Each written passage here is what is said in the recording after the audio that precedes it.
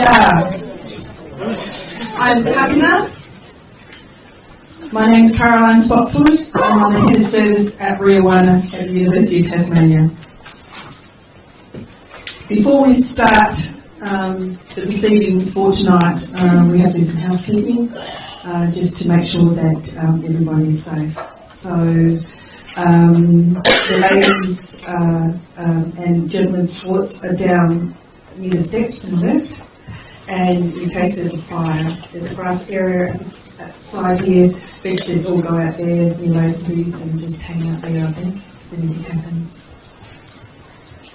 So before we start, it's a really great honour to introduce to you tonight Uncle Dougie Mansell, our elder, and our who works under our community program here at Riawunna.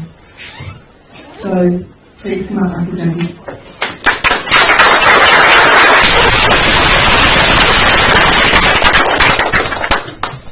Thank you, everyone.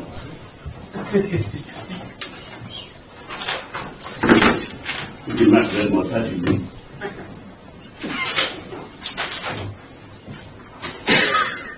Hello to you all. My name is Dougie Mansell, and I'm a proud Tasmanian Aboriginal elder. When I walk on this land, I walk tall, I walk proud, and I walk strong. I come from an island called Cape Barren, which is off the northeast coast of Tasmania.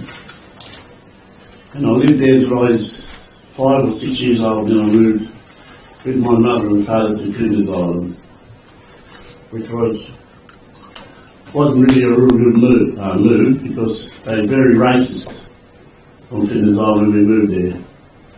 Myself and all of my cousins, we had to fight our way through school. If we didn't fight, well, we'd go home with black eyes every night from the white girls. And it wasn't much better after I left school. It was one of the most racist places I've ever been to.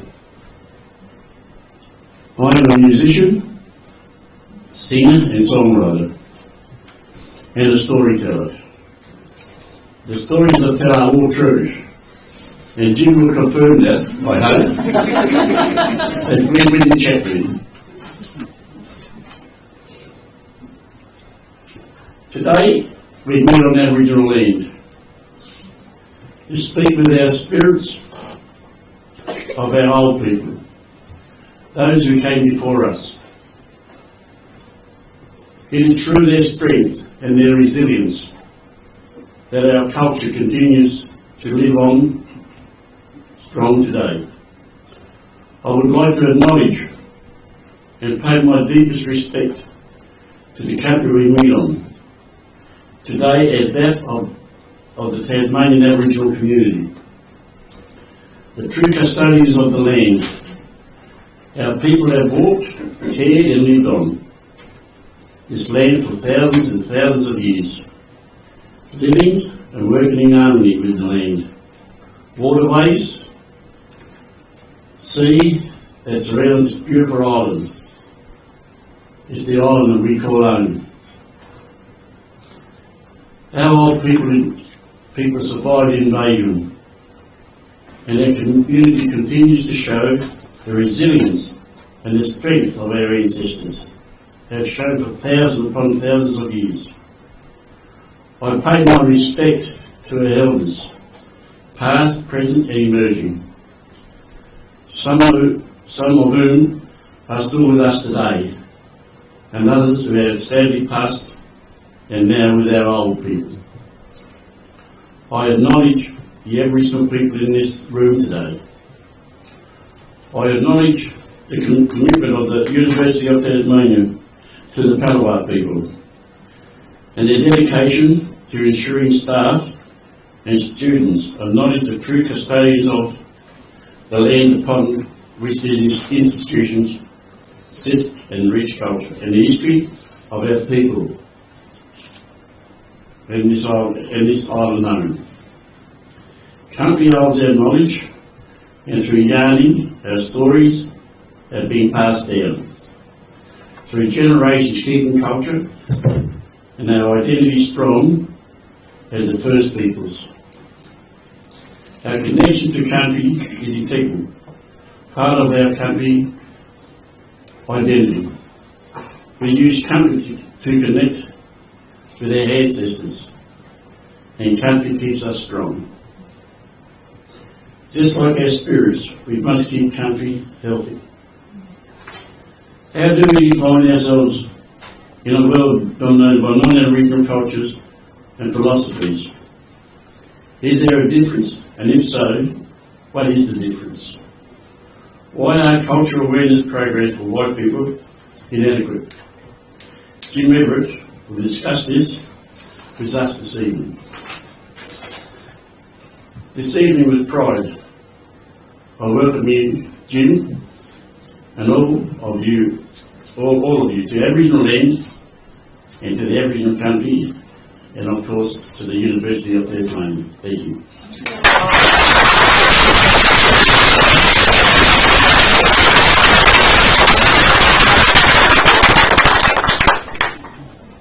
There's one thing us Aboriginal people love, it's our music.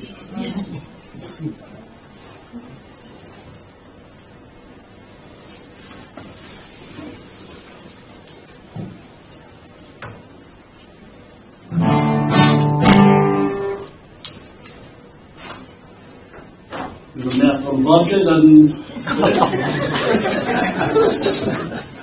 deep drop the bottle. This song is a song that was written by an Aboriginal man who passed away many years ago, and it's a very traditional song. It's called Born on Old Cape Barren. It's where I come from, and all my people. If they didn't come from there, their parents certainly did. I hope you enjoy the song.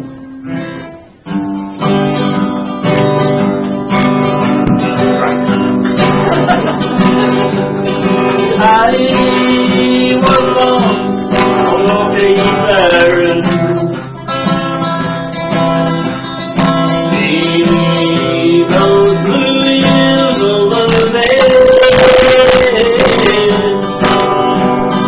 I was just a little baby when my dear old mother died. Now she's gone and we have parties, and the time is growing nearer. How I miss my dear old mother. See the blue hills over there.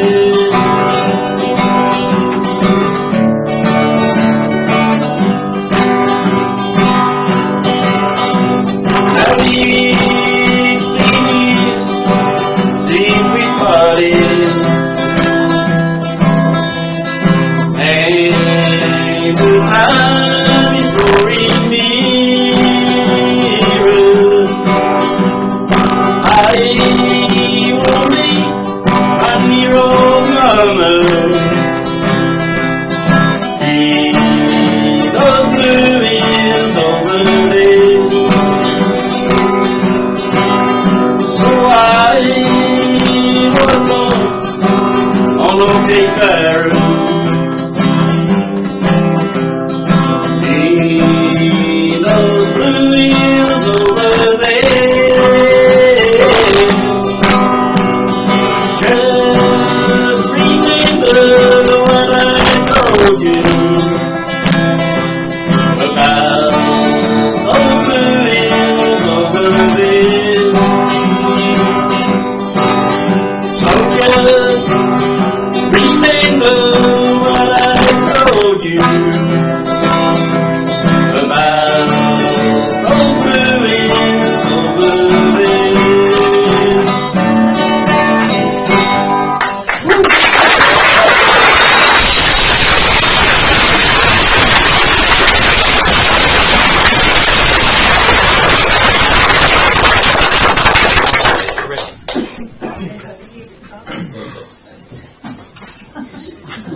Thank you, Uncle Dougie. That was a wonderful welcome, and I just have to say that the song is a beautiful song, and it means a lot to many Aboriginal people, and also he's my favourite Aboriginal musician. So apart from that, I'd like to acknowledge the traditional owners and our elders past and present, and also our people who do not make elder status, and that they're never forgotten to us as Aboriginal people in the community. And I'd also like to acknowledge the Aboriginal people here today, and everybody up in the Unum campus there. There's Julia, Aninola, Ricky. Who else is there? Is my sister there?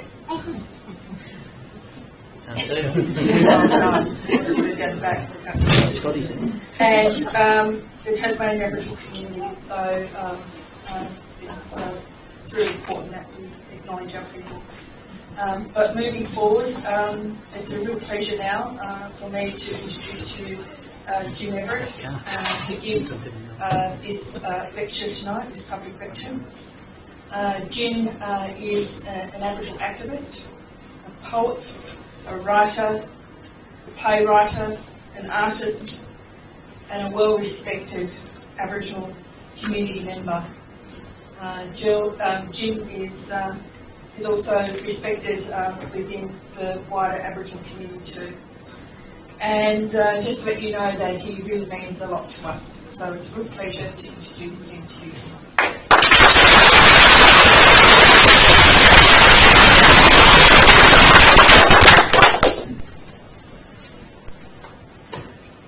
Well, I'm switched on now. Can you hear me all right back? Hear me all right back there? Yeah? Just come on, move.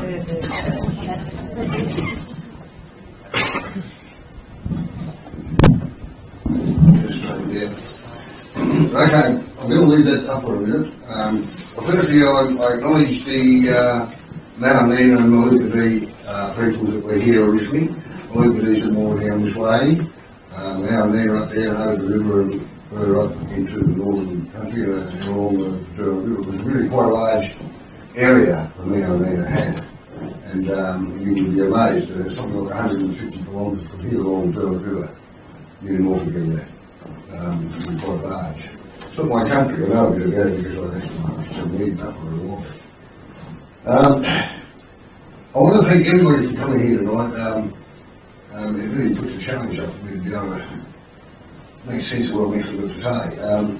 And I've been dragging on this because I've been home for 3 weeks on the island, good old Cape Adam, where the hills, and I couldn't put it together. I could not put this talk together. I tried a PowerPoint earlier. Yesterday when I left the island, I had three slides. So I didn't even copy them and bring them with me. I thought, no, I'm going to start fresh. Sometimes it's place to start off fresh. This is not a simple topic to actually talk about. Not because it's difficult in itself so much, but because it's made up of so many parts. It can be taken from any sort of angle. And the really amazing thing about Aboriginal or any philosophy is that there's no answers. There's no answers in philosophy. One shouldn't think that there would be. And I say to people, if anyone tells you they can teach you philosophy, they're fools, because you can't teach philosophy. Philosophy is what you take out of that discussion individually. It's not a group thing. You need to be able to take out of what you can from the discussions of philosophy to be able to make sense of yourself and how you see the world. So what I'm actually talking about isn't something that's been proven. It hasn't got a lot of facts to it. And it's what you take away and think about from this talk. I hope that if you're not followers of philosophy, that you will look a little bit more into it. I started looking at philosophy when I was in the early 50s.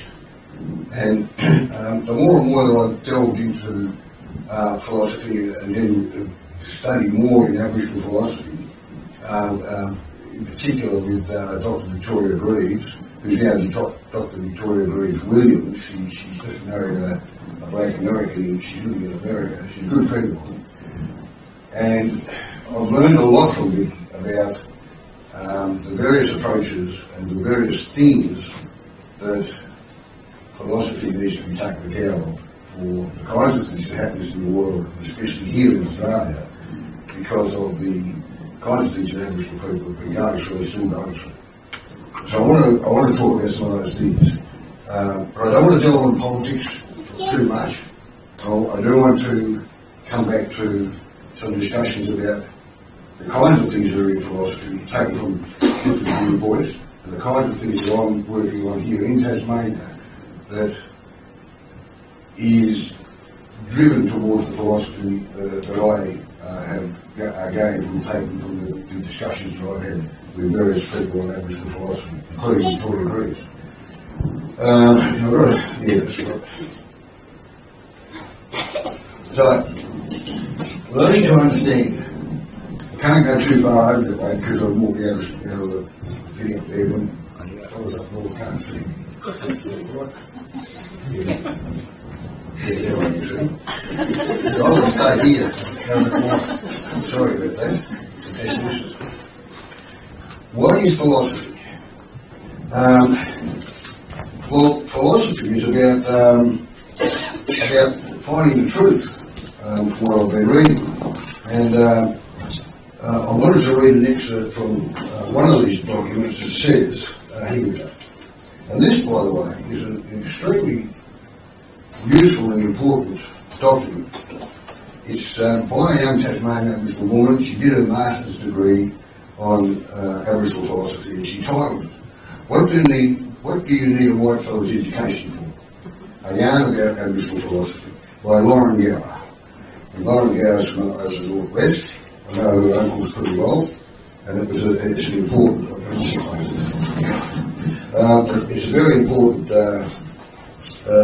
study that she did because she wrote it into a yarn. I look at that already. I had the place marked. There you go.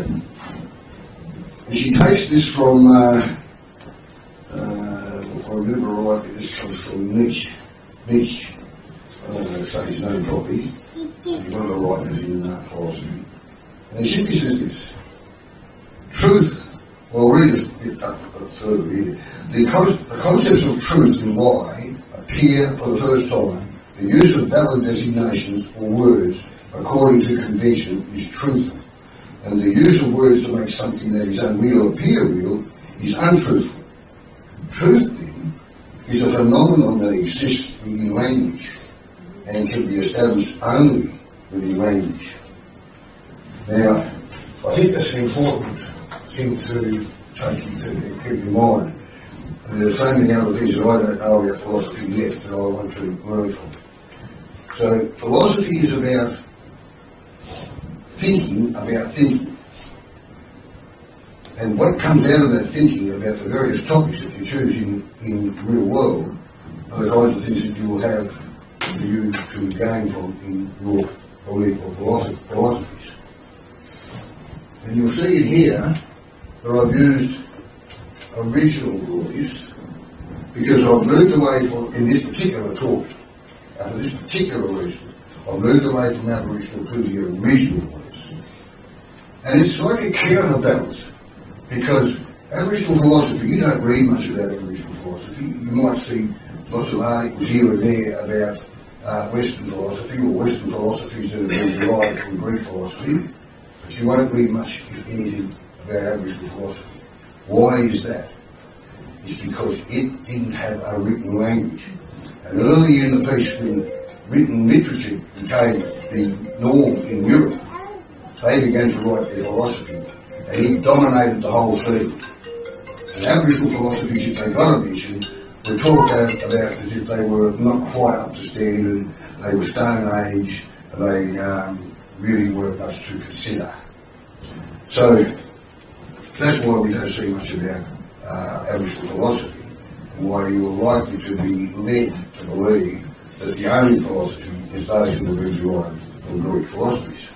And the original beliefs of philosophy that I'm talking about in some of this is that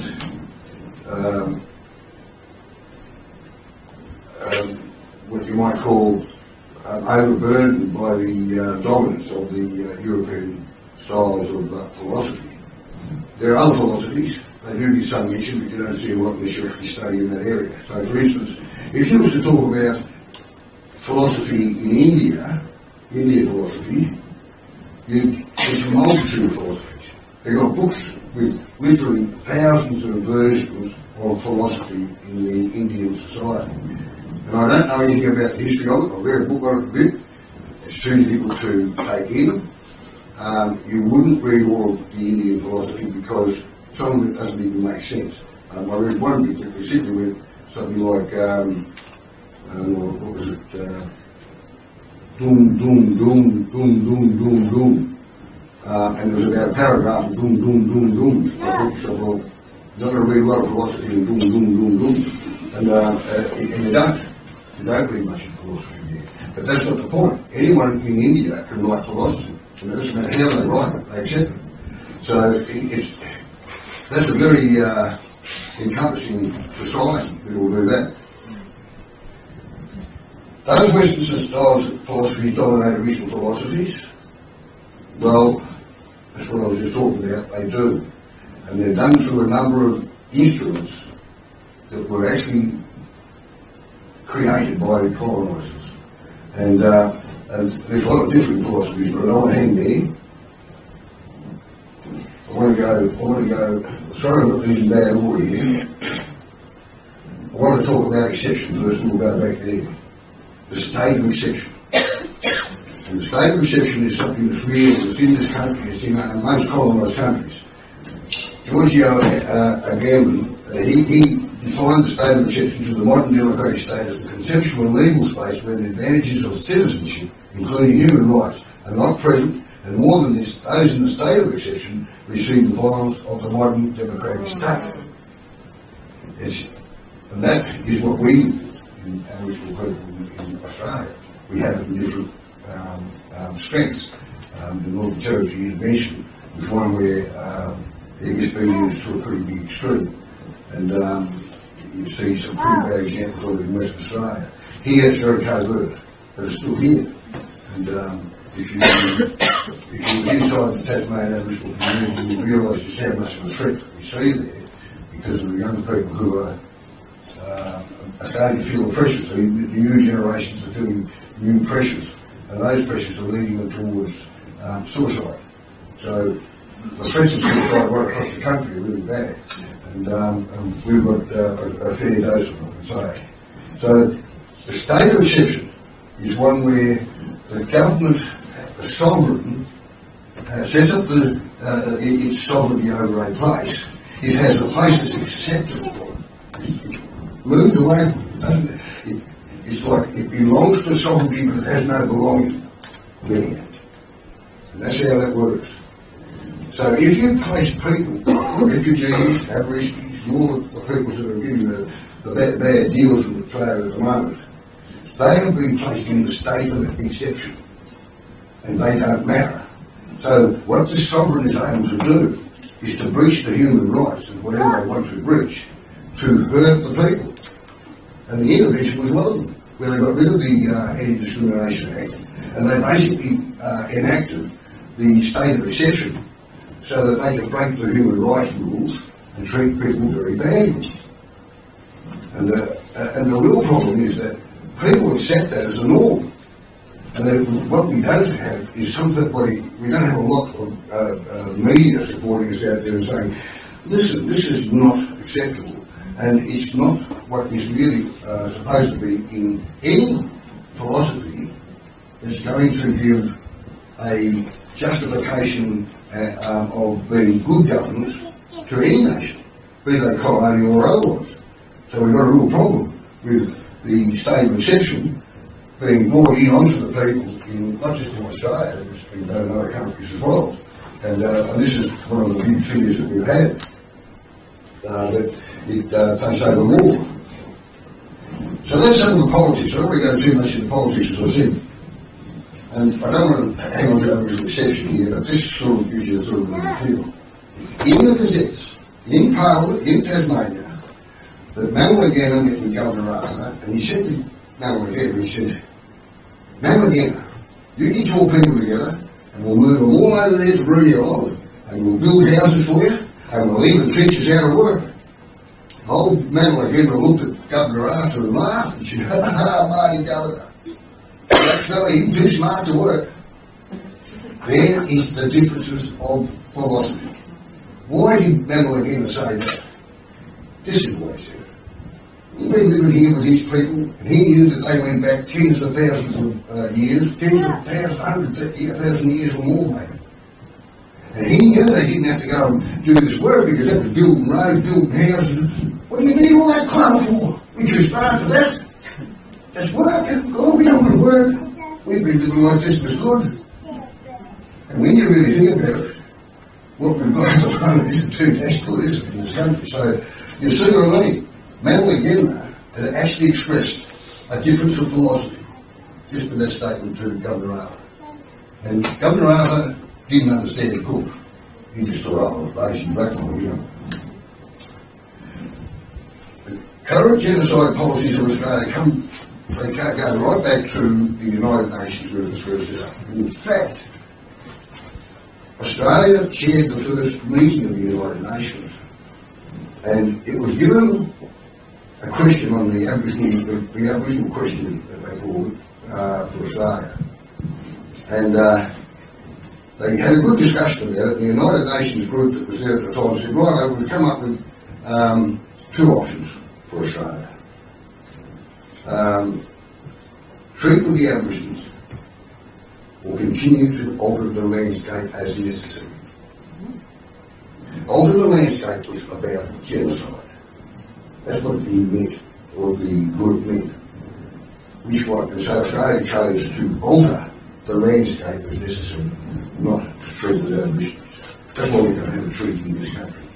And that was the very start of the United Nations. Here we go to the United Nations cap in hand, and we get nowhere because the people, the nations who run the United Nations are mainly dominated by the strength of the colonial nations. And the colonial nations have grown quite big and powerful. So getting, and of course, when you really think about it, in the history of all these nations, you can't leave Spain or Italy, every of them have been colonisers. So they're not going to make a rule that's going to interfere with their, the way that they run things, and think that they should do some good for the Aboriginal inhabitants of the place. So you can see that the policies of genocide, and they're still here. The intervention was most seriously a genocidal action in the Northern Territory because it changed a lot of laws, and it was about a land grab as well, mainly about a land grab, because what they did was they took over the Aboriginal lands up there on 5-year leases. So removing it from Aboriginal ownership under legislation to placing it basically in a freehold title system where it can be sold off. But they set it up in 5-year leases for the time being, so you can see.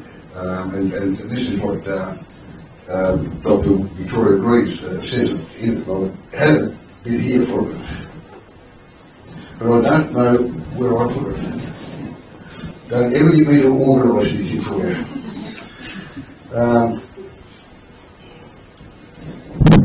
Just check out the page here because I might have. No. I'm sorry for that. I had a sticker that pulled it, the sticker came out, and I went before we started, and I couldn't find it, so sorry. But nevertheless,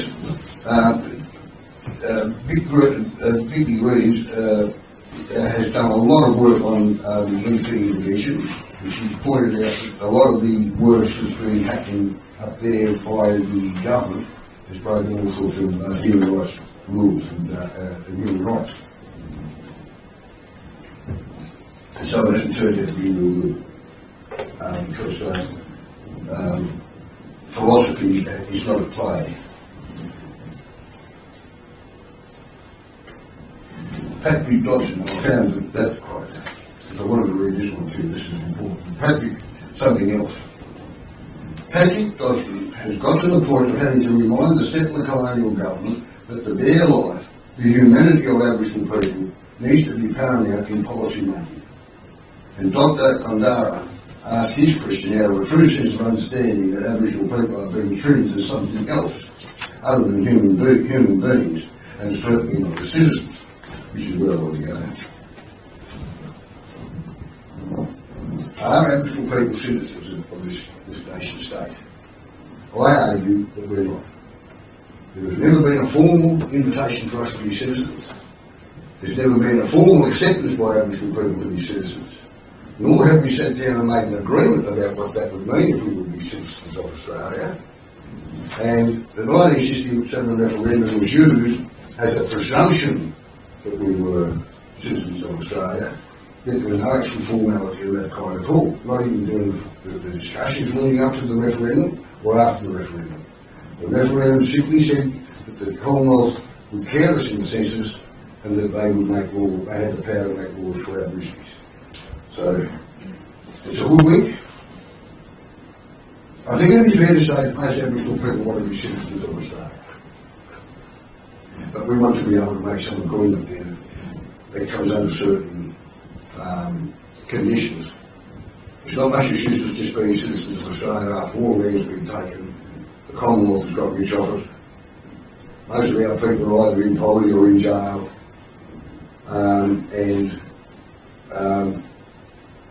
We've got no way of opening up our futures quite the same as the rest of Australia. So there's got to be an agreement. So the idea of being citizens of Australia needs to be addressed again. They tried with the recognition campaign through hoodwinkers with another referendum, and had this referendum gone through, and it hasn't been dropped yet, if it does go through, you can bet your bottom dollar that if a referendum is passed that says they recognise us in the Constitution, once again I'll say this, proof that we've accepted citizenship as citizens of Australia. And in many Aboriginal people's minds, they have accepted citizenship of Australia, not realising that what it's accepted is something that has no deal. They are still in a state of exception. If they necessarily, Aboriginal people could be pushed back to that exception, and there'd be no recourse for the people. So you can see,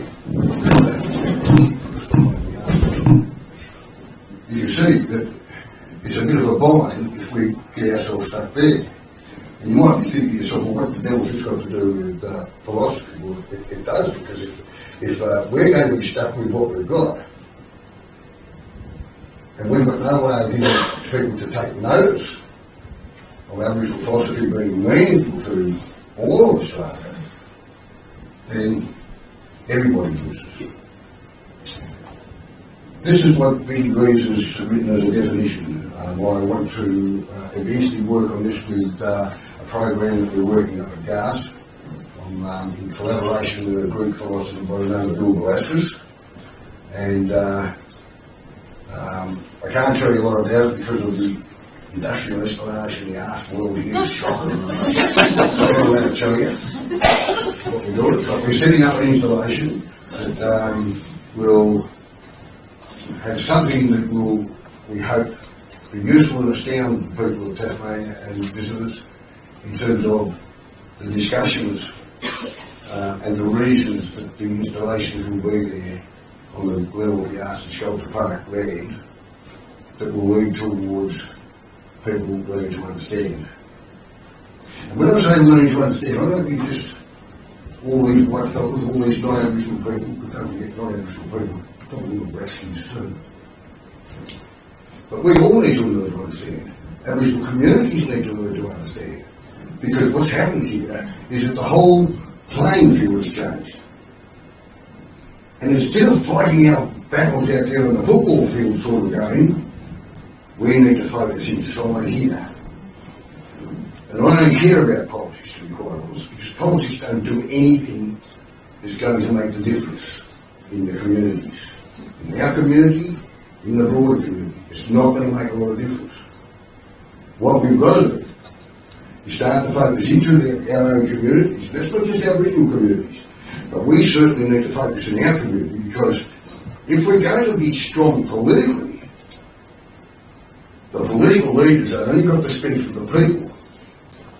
And if the people are not strong, there's no politics. In my view, if I want my grandchildren, I've got 8 granddaughters and a grandson, and I want them to grow up feeling free to be able to express themselves as Aboriginal people in the company of all these non-Aboriginal people, and not feel that they've got to explain it to somebody else. But they're having a discussion and everybody accepts that we're talking about something that may be different in the same discussion, but we're having a discussion because people are respecting the other people's story, their point of view, whatever it is. And this is what we really need.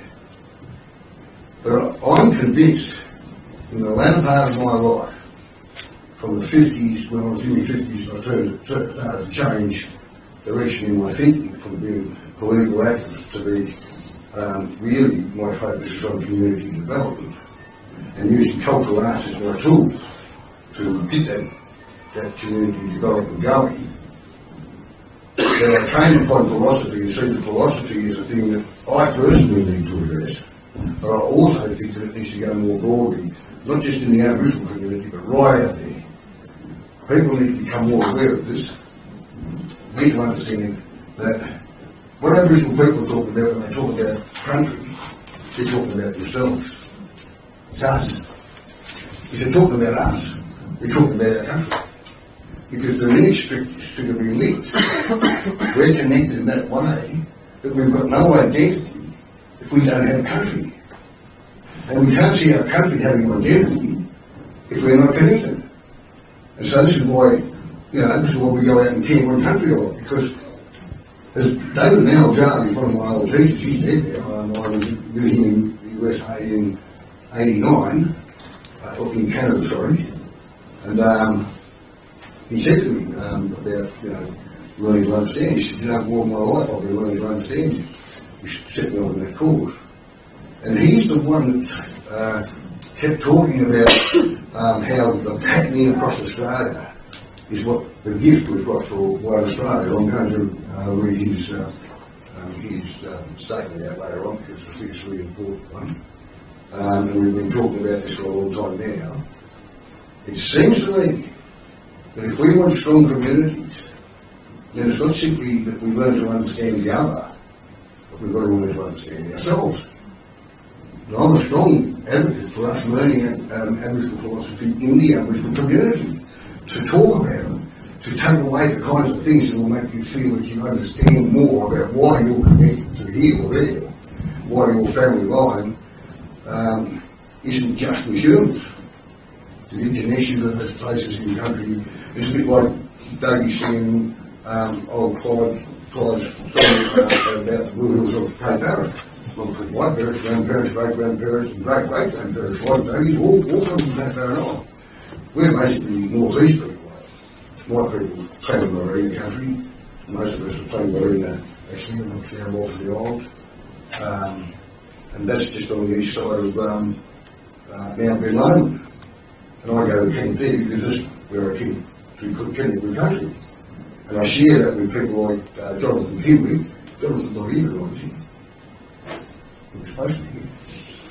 And Ben knows. Ben comes up there with us, Keys. So we have a lot of people, Aboriginal and non-Aboriginal people camping up there with us because they want to connect with country. They want to feel that. They want to have that identity from our country. They don't want the identity that they brought down from the Northern Hemisphere. And that's what we're talking about. It's about Aboriginal philosophy. It's about who you are. And that's what we've got to get ourselves into more of the broader discussion about it. So the importance of Aboriginal philosophy, or original philosophy, sorry, it's about being inclusive, and it's very important to us to be inclusive. And I reckon that most of my life I've tried to be, when I became knowledgeable enough to have the discussions with people, and I've got to say I was awfully slow when I was young. Well, I left primary school when I was 14, and went straight to work, like we did back in those days. And I was a fisherman up until I was 38 years old. And all I knew was fishing and navigating, across the seas and stuff. I didn't know anything much of it. Didn't know politics. Then I got mixed up with politics. And then next thing you know, I'm in the activist world with Michael Mansell and other people with us there. A lot of us that are here now were actually part of the political activism that was going on through the 80s. And I learned a lot in that short period of time in the 80s, 10 years of political activism, working in government, all that kind of thing. And the pieces start to fall together in the right places, like a jigsaw puzzle, and you find that this, that doesn't look like that, doesn't look the wrong answer, it does. And you sort of put all the pieces together, because that's what philosophy's like. And if you have the discussions, you can start to move the pieces into place, and you can see where you fit. And there might be different pieces for different people, because, as I say, it's a very individual thing about philosophy, I feel, that you get what you take from the discussions on philosophy, and don't ever walk out feeling that you've got the answer to everything. That's what philosophy should be about. That you go away always thinking about how you need to understand. And I think that keeps you on your toes when you're meeting people, when you're in a forest, when you're running into a great heap of animals somewhere, and you're watching the possums at night time and the spotted coals coming down and pinching your chook carcasses and stuff, which we used to put out for, how one world works like this, and why are you so connected to it? And this connection is for everybody. And this is what David Maljani says. This connection is for everybody. And it's a gift that Aboriginal people have been offering the white Australian world for as long as he can remember. And he's a kingly man, and he'd taken a lot of anthropologists and archaeologists into his country and explained the old paintings and how they told the stories, which are basically stories of philosophy. And that's how he was a very intelligent man. He got educated, he could write, and he wrote a lot of very important stuff. And another fellow I followed was Bill Niji. Bill didn't write, he taped, and they printed his spoken word. Nevertheless, a very, very deep thinker, philosopher, Bill Niji. I didn't meet Bill, I had time with David Maljani. We need to dialogue. We need to dialogue with us, in ourselves. We need to dialogue with you, which was something to talk about earlier. We can't keep going along. I'm assuming that most of the people here, not all the people here, are not here because they want to just learn about something that's sort of exotic. They're here because they've got a real interest. There's a lot of people out there who couldn't give a damn about any philosophy, really. And if it's Aboriginal philosophy, it's probably got a lot less meaning as far as they're concerned, because it's been so dismissed by English literature, by the dominance of the Western world over knowledge. And I've been to Indigenous knowledge conferences, and what are the people talking about the Indigenous knowledge conferences mainly? About the misappropriation of Aboriginal knowledges, the manipulation of those knowledges, and put them back through their institutions as truth. This institution here would be doing it, like most of the university institutions right around the world. They steal Indigenous knowledges or Aboriginal knowledges, manipulate them to suit the Western science, put them back in and say this is the truth. And I know because I've been up the front there with Vicky Reeves, fighting against Menzies Research Centre, who wanted to change her written work in research she did on spirituality being a major component of social and emotional well-being in Aboriginal communities. And it was a very important work, but they insisted that she change parts of it to fit to Western science. She stood up against them, and I was on the reference group for it with her, with 5 other people. And I was the only one that stood with her, and we beat them. They dropped it. They published it, which is more important. They actually published it, even though they didn't get the changes they wanted. So you need to stand up sometimes, and you can get what you'd hope to get, and it's not dismissed. So we're not going to publish it, would have been terrible. But Vicky was prepared to go and lose that publication because to her the truth was more important. And I love her for that, really. So, dialogue has also got a role, and vice versa with ceremony. And all societies, all cultures have ceremony. Even the Catholic Church, in fact, they have big theatre ceremonies. And if any of you either are Catholics or you've seen the Catholic ceremonies you play on film and stuff, they are indeed theatre ceremony. And I don't poo-poo that, because they're right. It's not my business to tell Catholics that their ceremonies are wrong or they're theatre. I think we all do a bit of theatre with ceremony.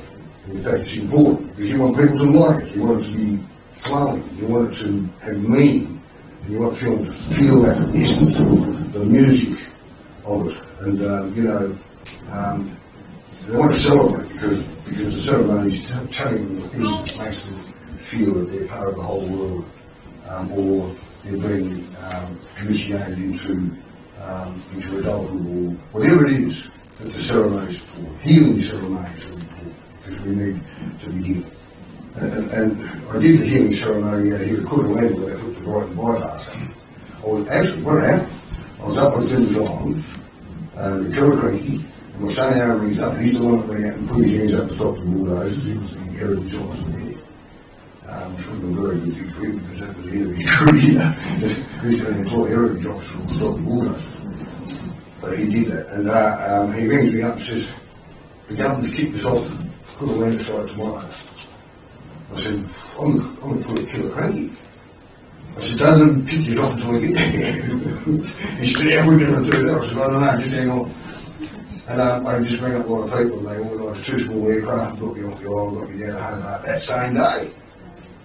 And I was out here the next morning to do a healing ceremony because I felt that it would be so horrible for us to be kicked off that site and not be able to have a healing ceremony. It wasn't just about a healing ceremony for the site, it was a healing ceremony for our people. I did a healing ceremony for all the people that lived in Brighton, the white fellows that were against us, spitting us through their motor cars as they drove past. I did a healing for them too, because if we're not inclusive, if we're going to have anger, we hurt ourselves. So we've got to stop the idea of hurt, resolve things. Hurt just then gets hurt. So what we need to do is to focus on how do we work with people to learn to understand, and that way we get into the dialogue, we have the ceremonies that we should be having together, and then we can start to understand our differences and go into collaborative discussions. The kinds of things that I have been doing with a number of people in Kickstart Arts, and we've been there when we've done some of that stuff, and also over to Glenelg Arts and Sculpture Park, and we're trying to develop a thing with Bill Velasquez and myself. There's so many things to do, and I'm looking forward to that actually happening. So what is the impediments to these discussions we should be having? This dialogue between the various ethnic groups and the various philosophies. Why aren't they happening? In many cases, we've got impediments, we've got these fences up around us, things that block the discussion. So we put it to the test, Jonathan Kimberley and I. This here that you see here, the collaborative discussion, is what Jonathan Kimberley and I did over a period of time when we camped up on Meenamatta country. Now, Meenamatta country is the broad breadth of country that runs from Mount Benlone right through to the Blue Keys and Helens area, but not right to the coast. And there are 2 big ridges on the side, and the Esk River runs through there. And that land through there has got no boundaries on it that I can follow. I still haven't viewed it. I think that is the commons. And it was a freeway for the people on the coast to come through inland, and it was a freeway for those of us who were landlocked to get through the coast. I'm pretty sure that's right, because I can't find anything that records boundaries there. And so everyone that was up in that area used it. And we camped there. Jonathan paints while I sit on a chair on the side of those 5 chairs, and we're talking, and I'm writing the poetry. This painting here, by the way, is really very difficult to see. It's not very good. But you can see it's a sort of shape like that. It's got 4 pillars running through it. That could be the 4 rivers, or it could be a number of things. And then across all of there, all these lines you can see, you can't really make it out. That's all the poetry in my hand right. that we put on there. And so then the work came together and we made that one work. And I don't own the writing any more than Jonathan does. And I own the paintings just as much as, so we own this as one work together. So we don't talk about Jonathan's painting and Jim's writing. It's one work and we both have equal ownership. And that's how we wanted that collaboration to be. We're doing another one soon. So we built this up at the Mildura Arts Festival back in 2012 or 10, I can't remember. Certainly. And there's 720 orange packing boxes. We built this big, what I call the global dome of thinking. Now the global dome of thinking is where we started off with this discussion, Jonathan, and I and the philosophy. The global dome of thinking, we all live in it right now. We're all going through this every day of our lives. As soon as you open your eyes and the telephone rings, you know that thing that you take the bed with you, mob, you go to your pillows, come on, I know you do it. I call it God. Every time I catch my granddaughter's say, are you talking to God again? But as soon as you get up and turn the television on, the radio on, whatever it is, the newspaper arrives, the corporate sector's on you, the government's talking, you are being conditioned within the global dome of thinking to believe this is the way the world should be. And they're not doing anything about making a change because this is the way they want the world to be. It feeds the corporate sector and its greed. And there's no doubt about it. We all know it. We don't recognise it properly sometimes, but it's there. It's insidiously right across this planet. I call it global dome of thinking. We're all conditioned in there. So this box, this big box we built with 720 orange packing boxes, and then painted with ends to show our art, was set in the middle. Have I got this right? Because I hate that. At the other side of the global dome, we've got the Roman Pantheon. So we've got all the tables set either side in this big replica shearing shed in Mildura, just right alongside the Murray River. This is a beautiful spot. So we've got all the tables set. We've got Stefan Deeperi, he's our cook. He's a wonderful man, very humble man, a very well-known cook. He had television shows, you might have seen. So he's cooking for us. We've got 80 paying guests coming for dinner. So half of them are that in, 40, and 40 down this end. So they...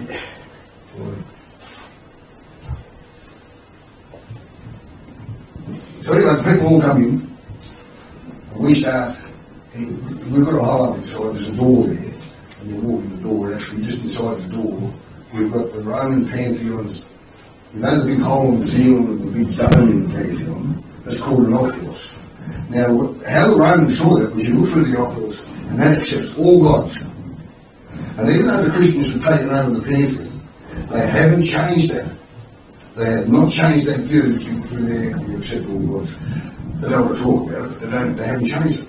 Which is a wonderful thing that they didn't do. So we've turned it around and we've focused the oculus by filming it and then screening it onto the floor inside the global dome of thinking. So instead of you looking out at the gods, we've got the God looking through there to us. Got your eyes on this. And so we're saying, well, okay, we're going to have a discussion with you folks, so we push a box out. And in that box we pre-fix this. There's a question on the paper, and we get somebody who we drummed up to do it for us. We open the box and pull the question out and read the question and say, right, who's going to answer this question? Who's going to be first? Some fellow down the other end, the other side of the box, global dome, and I said, how can we have a discussion? We can't even see each other. So we did not incite this, but we hoped it would happen. Tore it down. They just jumped up and said, well, let's tear it down, it's in the way, so they just tore it all down. After we put that 720 people, but we secretly, we talked about it, we wished, wouldn't it be good if they tore it down, and they did. So it was out of the road. And then we had a discussion with the groups. 40 people this end, 40 people there, no impediment in the middle. And it was just an example that we used to get people to think about, well, what's in between you and who, or what? Why aren't you having that discussion? Why isn't it important enough for you? Was tonight, you pull that big box down, this is what we should be doing right through our lives. When there's an impediment to our discussions and our dialogue with other people, and sometimes we think that's because they don't like us or they're against us or whatever it is, or you know they are, if you can talk to them, they might learn a bit about you and maybe not have the same opinion because they're just hearing things. And sometimes people are very much survivors in themselves and we don't know because they haven't told us. So you're apart. So we need that this dialogue to go on.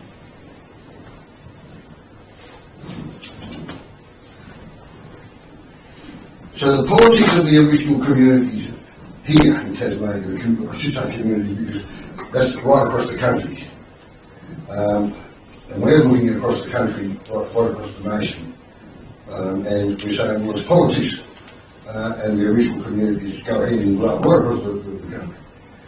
That the original future is if we build it. That's what I was talking about earlier. Every ounce of my focus in the last 20 years has been to try and get to the point of having this discussion where we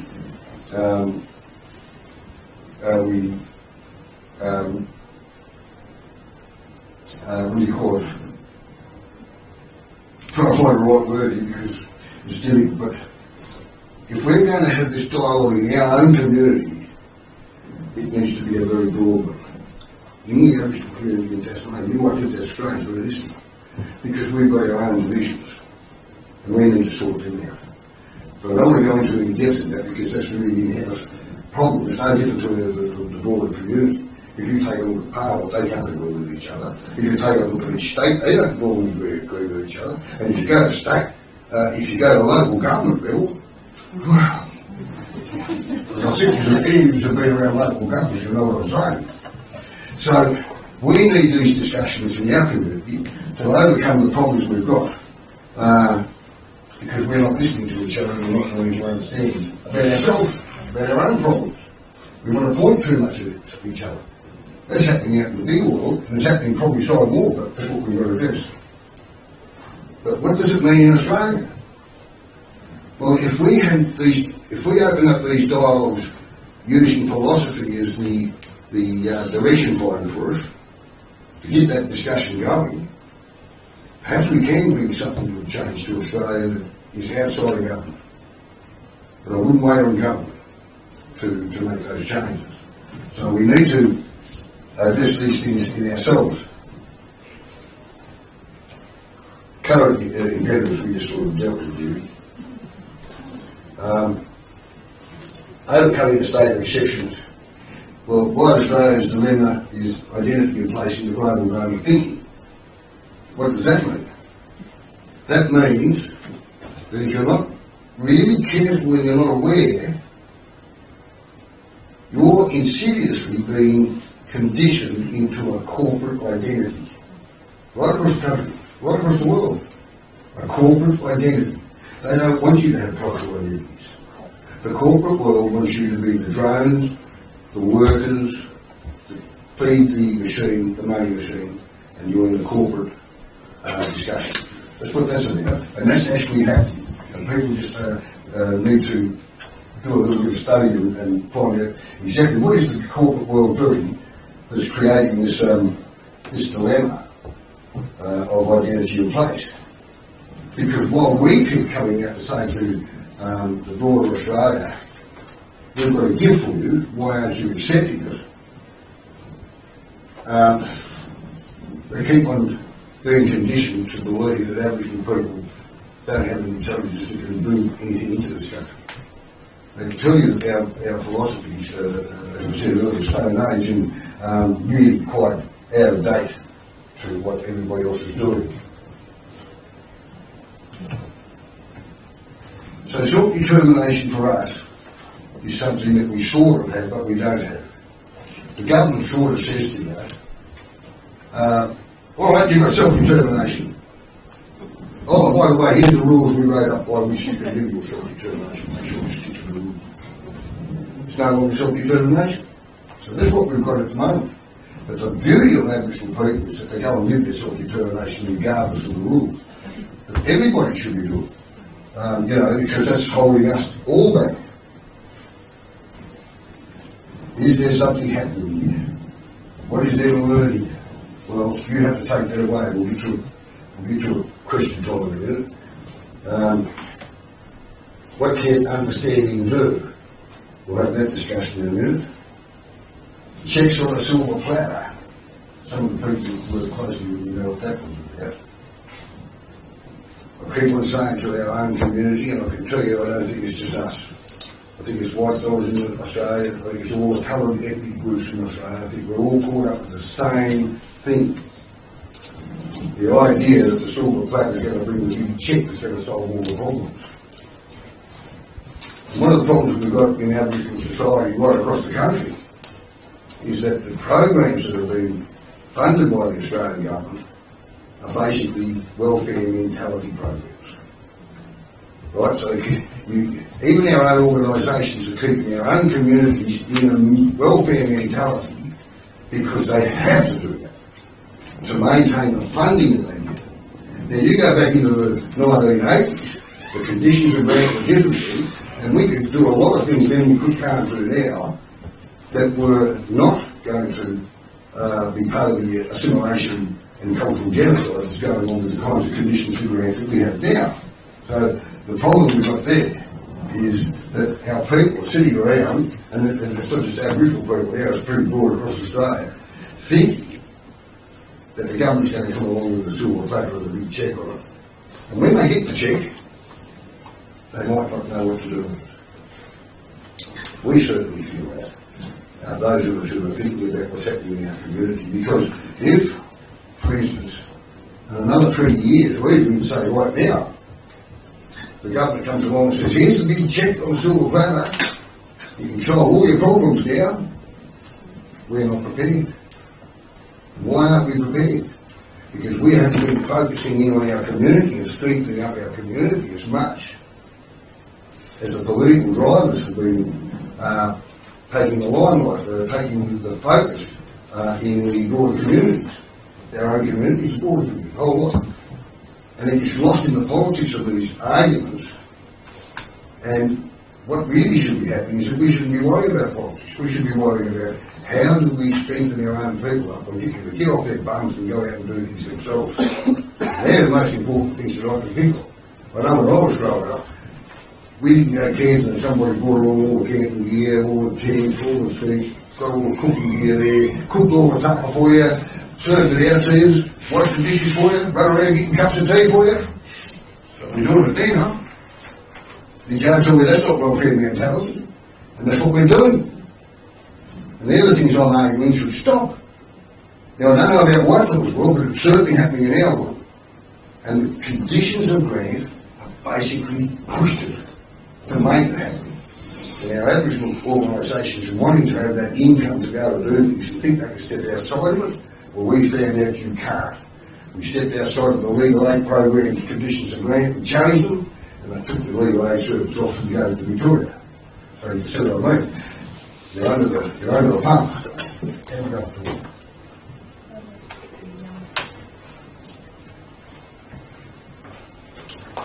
Is that what? It's time?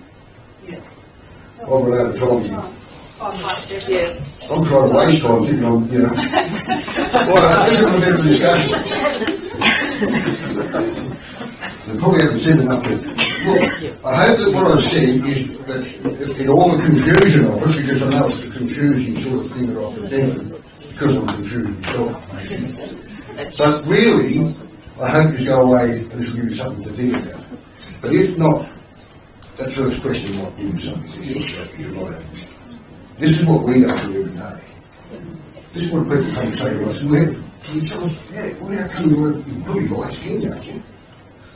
You know? But if we ask white people, well, tell us how your identity is. How come your identity is what it is? And I did this once at a writer in residence in Wollongong 2 years ago. I had three black fellows and 5 white fellows. Every one of the white fellows defended themselves. I only had 3 articles, so I got them to write on one page and sent it to them. One wrote, "How dare you ask me who I am? I'll tear your eyes out." So you see, we have forever been justified who we are. But when you go and ask white people, tell us, well, okay, what's your identity? You tell me all about your identity. They're gobsmacked. They don't know where to start.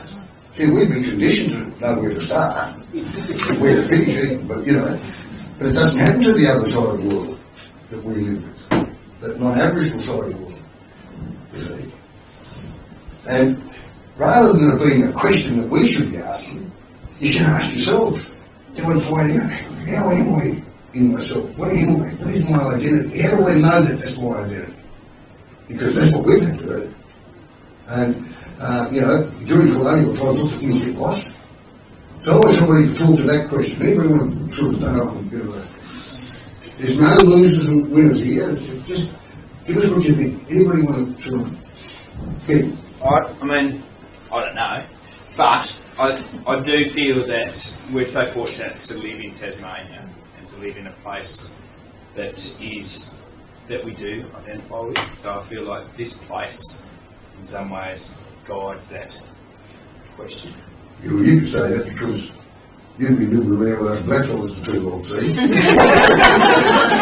But no, there's lots of greenies. There's lots of there's lots of passionate people in Tasmania that call Tassie home in ways that other people around Australia even are challenged by because we lost less here.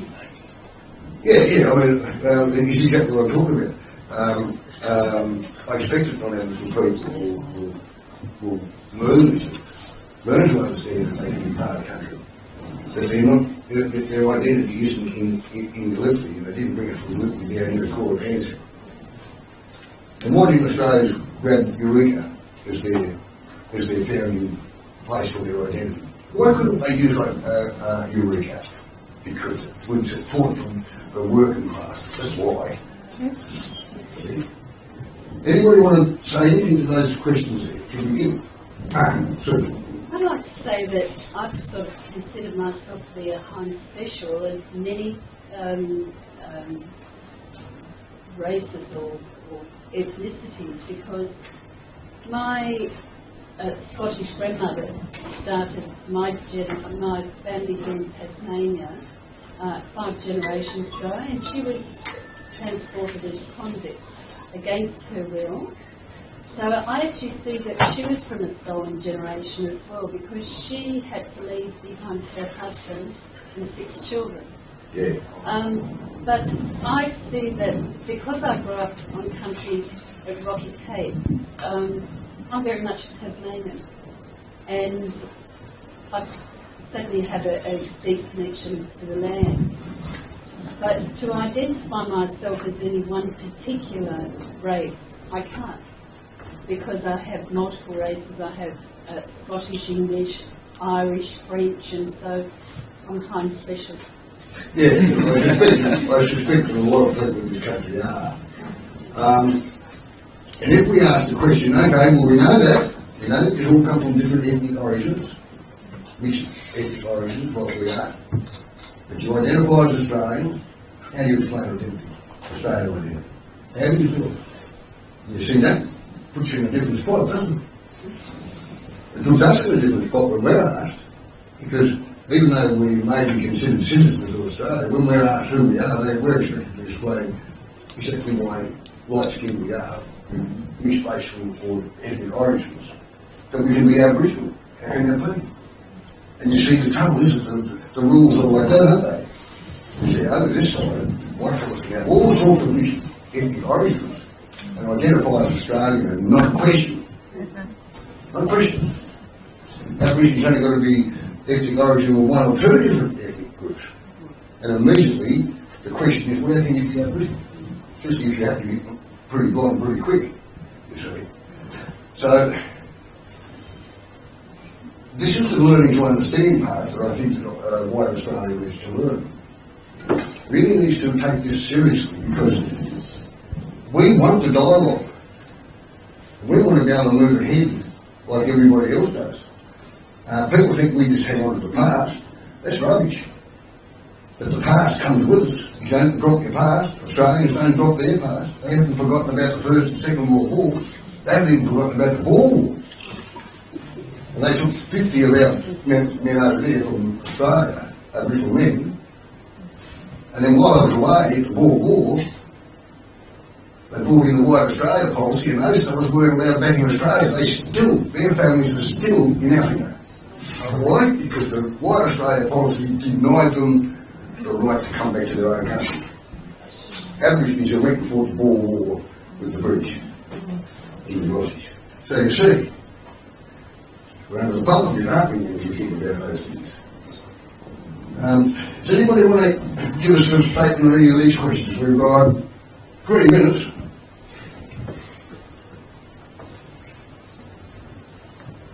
And there's those questions. I'm interested in the discussion about these people who agree with anything what I said. I want you to keep your mind openly and freely. If this is not a safe place to speak, then I shouldn't be here. But I know I should be here because it is a safe place to speak. So I want to hear people speak. I'm not going to mesmerise you, I can't. I've said it out as much as I can on the topic. It's so difficult to actually talk about because I need more knowledge. And I've been studying this now for 20 odd years. You know, I'm trying to get a bigger grasp of it each year. Like every day I'm working on something, I'm always thinking about how do I explain this to myself in philosophy? It's always an important part of what my life's about now. It doesn't have to be everybody's, but somewhere along the track, you're all thinking philosophy. It's just a question about identity and how much it's based in, for me, what I do in the world. Like I was reflecting with my dad before he passed and how he was a strong man, and when he lost his strength, he lost a huge part of his identity. And I think everyone, a lot of people, are struggling with who they are in this modern world, particularly men. And so it's a big process of reinventing versus, so your identity based around what you do versus who you are. And I think that's an amazing gift that Aboriginal people can give to this massive confused society, learning about identity and sense of place and belonging. There's so much that we need to learn here because a lot of that has been taken away. I was talking to a young fellow up in Riawunna who was doing part of the program there. He was in the art. His name's Ismail. He's a filmmaker, very, very good thinker. Not that old, he's a bit younger than me, but he's probably in his late 50s, early 60s. And I found that I was sitting there like I was a student, listening to this younger man tell me about his relationships with everybody in the area with 7 different languages. But by the age of 5, he had to know everybody in the 7 communities and their relationship to him. At the age of 5, I said, well, did you achieve it? He said, yeah, because they grow up with it. So, this is the amazing thing about those relationships. And those relationships have responsibilities. They don't just do it because, Dad's not my dad. He's not my father. My father was my grandfather's father. He's my uncle. My dad, he's my uncle. And that uncle over there, he's my brother. Now, I don't know how that works, but this is how things get explained to you. The more he explained it to me, the more I confused. The point is, they have a system that relates themselves to it. So it's not about identity, but it's about what your relationship is to that tree or that rock. And you have a relationship to that site if you don't have one to this site. And we don't have relationships to women's sites and neither they to men's sites. So all those things have got reasoning and meaning, and they were put off as trivialities. And the ultra-ringa being given the title of dreaming, and then dreaming seems to be sort of like, well, it's not quite right, is it? It's not really the truth. It's just a dream.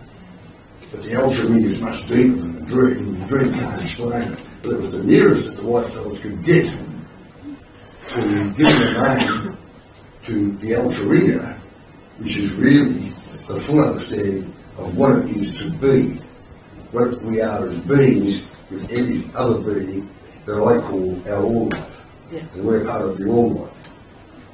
Right? So, yeah, I won't say more than that. Anybody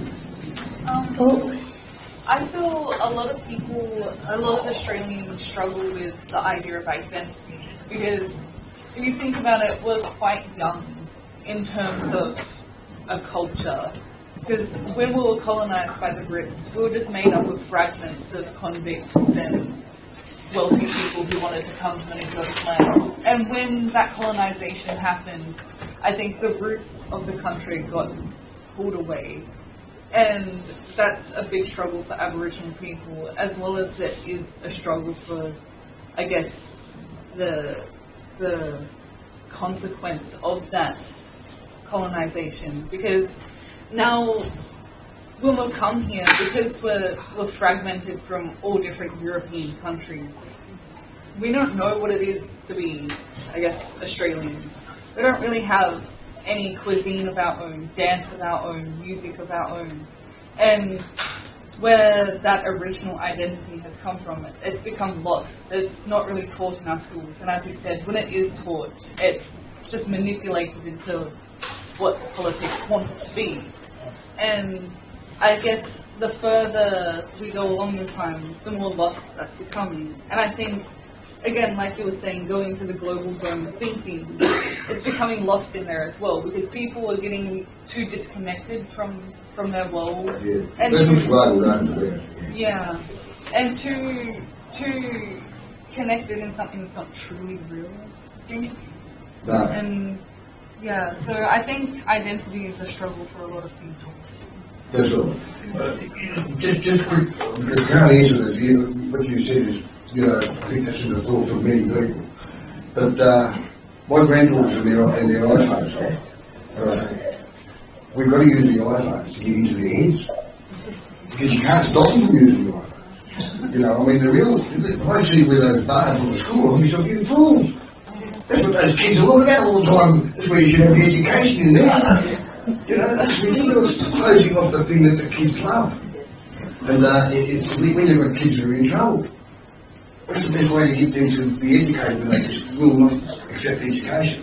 Well, the best way to go and do it is to find out what they want to do the most. So what do you boys want to do? We want to build a boat. Well, let's go build a boat. They've got to read the guide, the guidelines for the shapes of boats. They've got to get the orders done, so how many nails all you need in this and so on.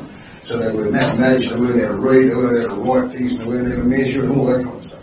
It's the same thing with the phones. I think that we've got to seriously think about this because we're not going to get rid of the iPhones. And you try and take them off your grandkids. So you don't think about that one. Excuse me. Oh yeah, where are you, Ray? Issues. In Launceston. I've just got a couple of ladies here that wanted to know if you could please read out the 2 dot points on the screen because they can't quite see them. The 2 top ones? Yeah, the 2 points that you've got on the screen there. Yeah, there's actually 3. The first one, has my talk brought your mind into play about philosophy? Can you explain this? And the second one says, if you don't agree with what I said about philosophy, what of this can you share with us? In other words, what's your views that are different to what I said? And it doesn't, what I was talking about needs to be challenged because it's very basic stuff that I brought out anyway. And there's a bottom one here that says, what are your ideas about philosophy? Does somebody have a question up there, Reed? Yeah. Hi. I don't know if you can see it. Can you get to a microphone, please, so we can hear you? Yep, she's just going to pop into the screen. Yep. I want to see it. So while we can't read the dot points, I guess I just wanted to, I suppose, share an experience. I certainly found that a lot of what you were saying really was very thought-provoking, and it reminds me when I began my study. I've just done my doctoral study here at UTAS, and Professor Maggie Walter was on the panel at my confirmation of candidature, and I was going to be studying cultural well-being in classroom communities, and she asked the question, how are you going to account for your whiteness in this study? And this was 4.5 years ago, and I was kind of like embarrassed to say it now, but I was really dumbfounded at the question, because it was like, huh? I don't know what you mean. How am I going to account for my whiteness in this study?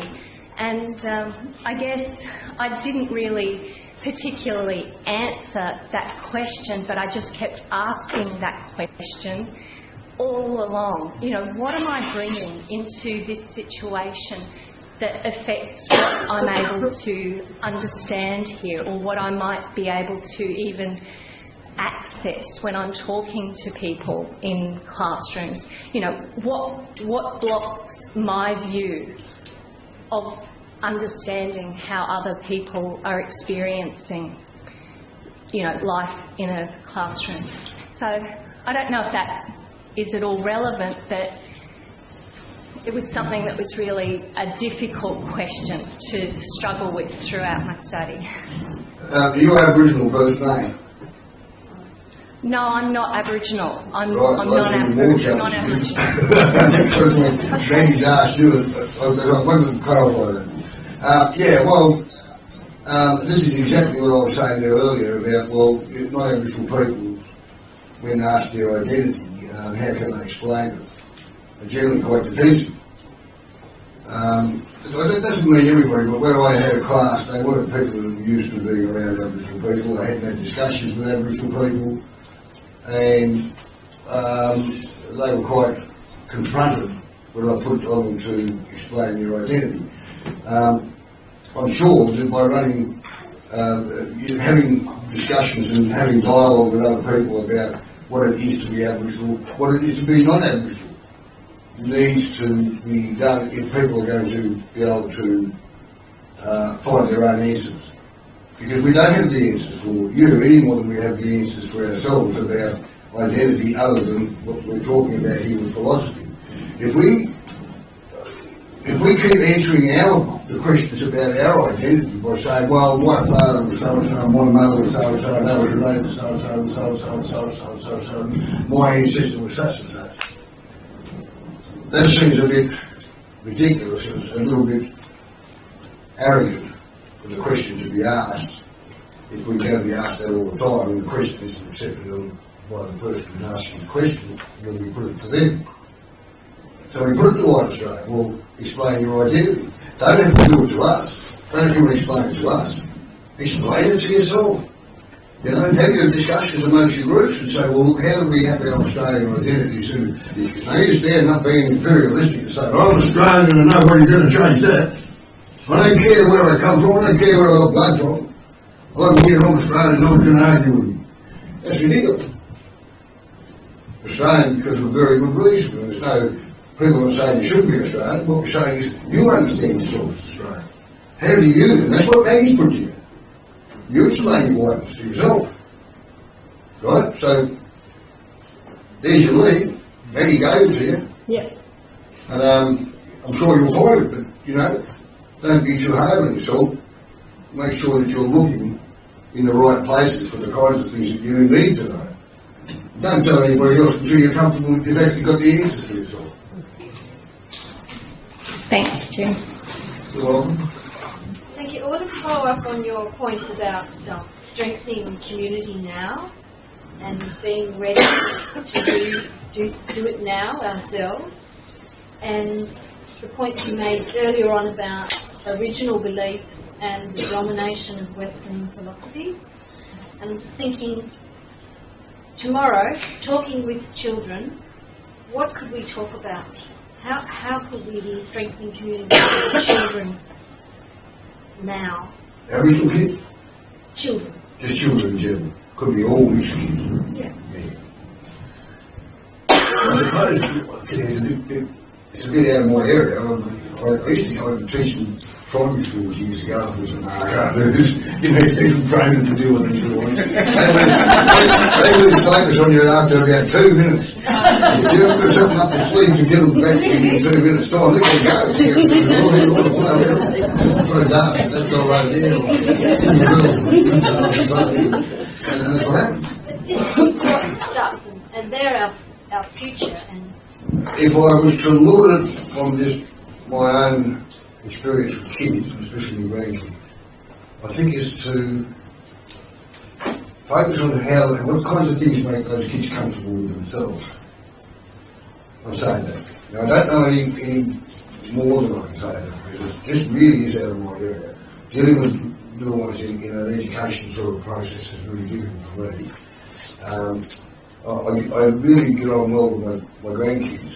yeah, so big grandchildren. Especially the ones you're more familiar with. I'm not as familiar with some as the others. The ones I'm really familiar with, you can sit down and have a really good little discussion, and they take it aboard. I mean, what they know at the age of 6 and 7 nowadays. When I was at 6 and 7, I'm sure I didn't have a mind that picked up all that. These kids are super intelligent now at an early age. I've seen one of my granddaughters at 3 years of age jump on a computer and start it up, go and find the web page, start pressing dollars on the internet. 3 years of age. So, knows it from the way to go. Picks his mum's telephone and videoed his grandpa.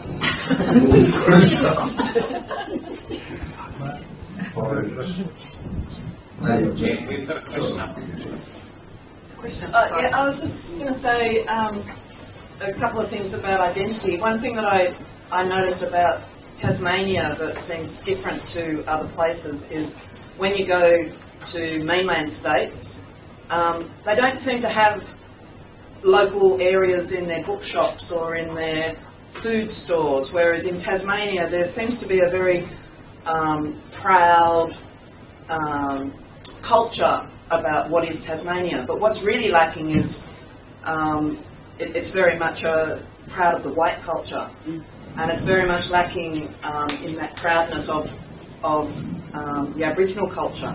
And so that's one thing that I noticed. Another thing that I noticed was I went to Germany, Scotland and England this year, where my family came from, and had this incredible sense of home that felt like it felt more like I don't know whether right is the right word, but there was a connection there that it felt correct, and it made me more aware of the feeling of guilt that I feel about our history here. And it's not a new feeling, but it's just just an observation. And I actually think that the thing about Australian identity is our failure to observe, acknowledge our guilt, and it then comes out into either defensiveness or do-goody or ignorance. And so to me, Australian identity is guilt. Yeah. Do you want to answer that before sorry. I won't try and answer that because there's so much, but I think you've got the right direction of thinking. I can't comment on white Tasmania really other than what I see of and the people I know here. And the people I know here are really wonderful people. The ones out there who spit at us out of the car when we're trying to protect our heritage, well, they're indoctrinated in the colonial way of thinking. They're actually hanging on to a past that doesn't exist anymore, the old colonial past. I can't say more than that because I'm not white side. I don't really know. All I know is that when they go and cook us, they go and cook at us. And when they're on the side of us, they're really good friends. And I've got some of more good white friends than I've got bad ones. And I know there's a lot out there don't really like us, or they don't think there's any value or strength in what we have to offer Tasmania. But we do, we have a lot to offer Tasmania. And we're trying to develop that bit by bit. We've got all sorts of programs going at the moment, and we're using cultural arts. I'm not interested in politics anymore. I'm interested really about community development using cultural arts as the tool, But I'm not frightened of politics in our own community because they have to change too. They'll change and then we probably...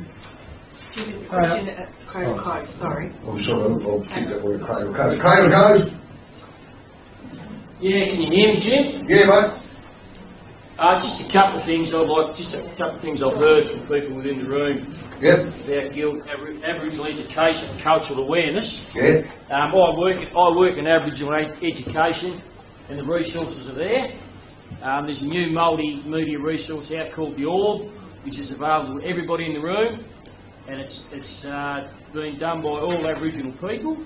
So those people that have got doubts and have got to wonder about it, get on it, learn it, know it. It's ours as well. I'm not going to have the fact. I've worked in education in the schools for 6 or 7 years, and I've seen it change. So it is happening. I get that it didn't happen 30 or 40 years ago, but it is a great change. But it's good I want to ask you. Yeah. I want to ask you, mate, just about philosophies. And you've gone away and been a great servant to our community, a great family person from political stuff. So your philosophy's probably changed. So the philosophy that I've got with my classroom, with my footy and cricket teams, and my family, is that controlled a little bit by the environment? And at what stage do someone actually is there an end line to the philosophy that we believe in? Because it sometimes changes. Who makes that decision? And I know you've got us thinking about it, so I reckon culture is what you do and what you act. And you're saying your philosophy is about what you think. Well, when does it change? How does it change? All philosophy is like culture. It's never static. It's evolving all the time. And philosophy evolves with your periods of time and culture, right? So that's why there's no answers. Because the discussion is what you get the answers that satisfy you and yourself, but you don't necessarily have an end result in philosophy that says, right, I've finally worked out the puzzle. Now I know all the answers because I've worked out the whole puzzle. No, it doesn't work that way. It keeps on evolving like culture. When culture becomes static, it becomes insignificant and it dies. Because it's just nothing. It doesn't do anything. And that's what we've got to be careful about being placed in the state of exception. Because what the state of exception is really a clever way of cultural genocide. It changes identity right across the board. It's insidious, it's sneaky underneath the thing. And instead of worrying about where it is and how you address it, it's about what we do ourselves in our own communities. And I do see it going on. We've got people here, young people in my community I work with now, that are sitting all in the ranks here, and they're doing, and up here, all through here, including Carol and people close to my own age and so on. We're not that close. It's all been another 30 years. You know what I mean? Well, we've got a lot younger than me, these people. And they're all doing some dynamic stuff, you know, and these things are happening. But we've got to promote it more into our own communities, we've got to promote it more into the wider community to do their bit for themselves. You see, everyone seems to think, blackfellas quite often say, well, what are you fellas doing for us? Well, I don't think that's what it's about. That's a bit like the silver platter, you know, and the check on the silver platter. I think it's what you do to straighten out your thinking in the broader community. And don't let politicians lead the discussion, because they don't care about discussions. In fact, they'll change the discussion just like that. You've just seen Smoko, I call him Smoko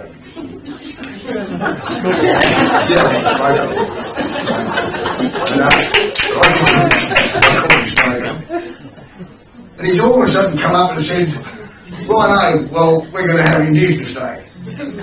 Oh, yeah. And we're not going to change Australia Day, we're keeping that. That's for us white fellas to celebrate all the wonders of what we did coming here and creating this nation. But we're going to have an Indigenous Day for the Indigenous people to celebrate the wonderful thing that they've got about being the oldest living culture in the world. He might as well have stood up and said, oh, well, look, I've got a new idea, it's called apartheid. We're going to put you fellas over there for your celebration, we'll be over here with our celebration. Don't you come over to our barbecues and eat our prawns. It's almost like that. So, you see what I mean? Here's a dumbcluck, the snoring,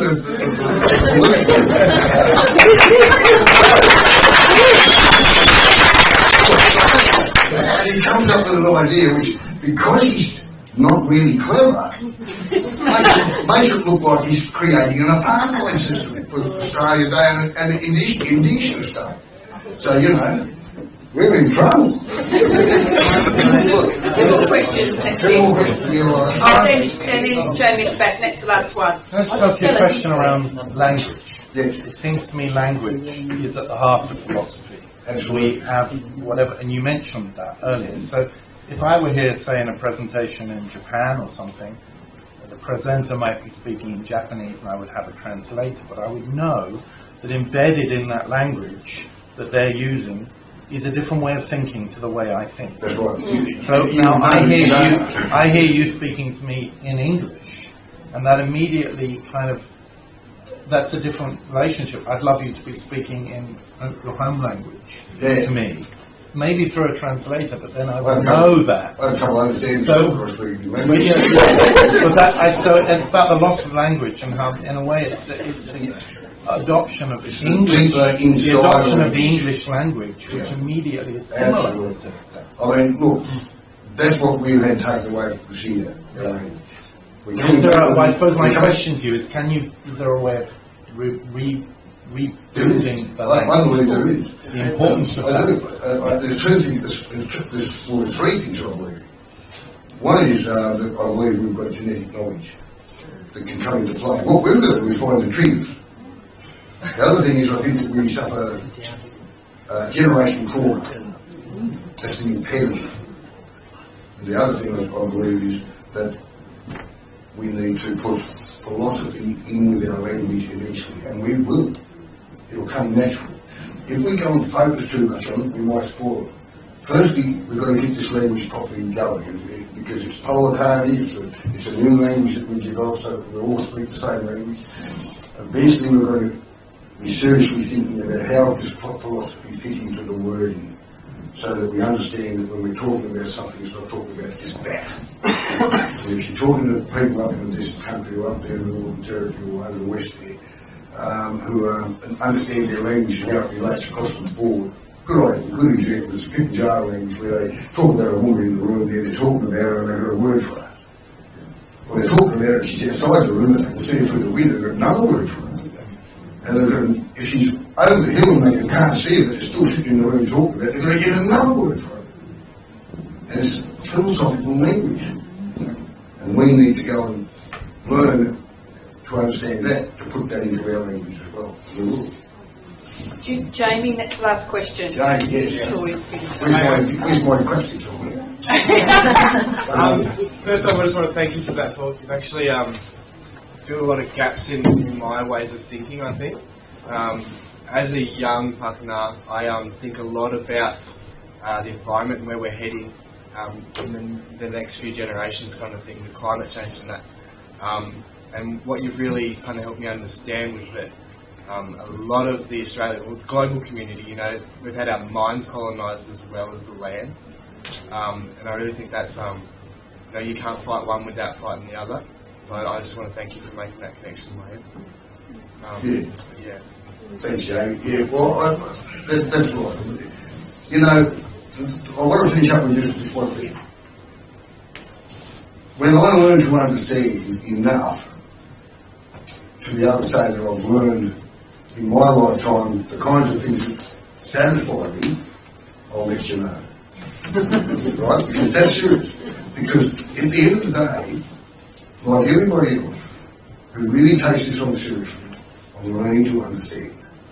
And I got that from David Maljali in 1989 when he was up at Wounded Knee. He was up at Wounded Knee in South Dakota, and he turned around and said that to me.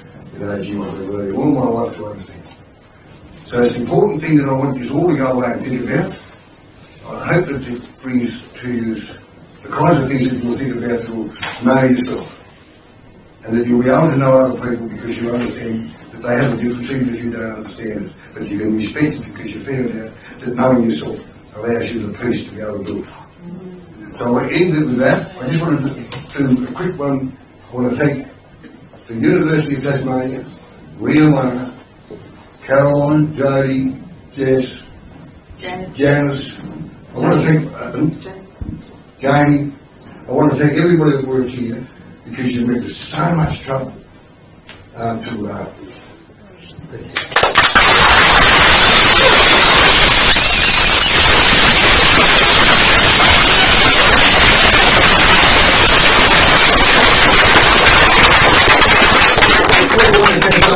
or I'm not brushing off. Tomorrow we will. Tomorrow we'll do that. So I was going to actually say it's question time and go from there, but that's already happened tonight. I'm quite happy to answer more questions. So, yeah, that'd be great. Maybe back to the Riawunna community room. But Jim, your lecture tonight was absolutely fantastic. You said that in regards to talking country, you're talking about us. You're talking about us. You're talking about country. And in regards to the original philosophy, and always you talk about Aboriginal original philosophies. There's a lot more that we can learn, and our people, so and the wider community.